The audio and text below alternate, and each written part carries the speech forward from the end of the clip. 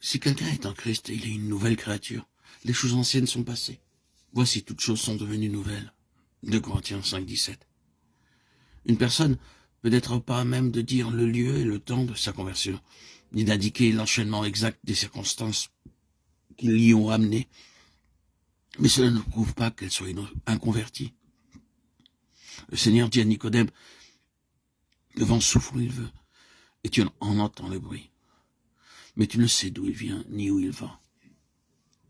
Il en est ainsi de tout homme qui est né de l'esprit. Jean 3, 8. Le vent est invisible, mais ses effets sont visibles et sensibles. Tel est aussi l'Esprit de Dieu dans son action sur l'âme humaine. Une puissance régénératrice que nul homme ne peut voir engendre l'âme à une vie nouvelle. Elle crée un être nouveau à l'image de Dieu. Tandis que l'action de l'Esprit est silencieuse et imperceptible, ses effets sont manifestes. Si le cœur est renouvelé par l'Esprit de Dieu, la vie en rendra témoignage. S'il est vrai que nous ne pouvons rien faire pour changer nos cœurs, ou pour nous rendre tels que Dieu nous veut, si nous ne devons avoir aucune confiance en nous-mêmes ou en nos bonnes œuvres, notre vie révélera néanmoins que l'Esprit de Dieu demeure en nous. Un changement se remarquera dans notre caractère, nos habitudes et nos préoccupations. Le contraste entre ce qu'on a été et ce qu'on est sera marquant. Le caractère se révèle non par les bonnes ou les mauvaises œuvres occasionnelles, mais par la tendance générale des paroles et des actions. Il est vrai qu'on peut avoir une conduite extérieurement correcte sans la puissance transformatrice de Jésus-Christ. L'amour du prestige et le désir de posséder l'estime de ses semblables peuvent produire une vie réglée. Par respect de soi-même, on peut éviter les apparences du mal. Un égoïste peut faire des actions généreuses. Comment alors déterminer de quel côté nous nous trouvons?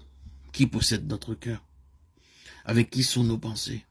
De qui aimons-nous à nous entretenir? Qui possède nos plus chaudes affections et le meilleur de notre énergie? Si nous sommes à Jésus, nos pensées sont en lui, ainsi que nos plus douces émotions. Tout ce que nous sommes ou possédons lui est consacré.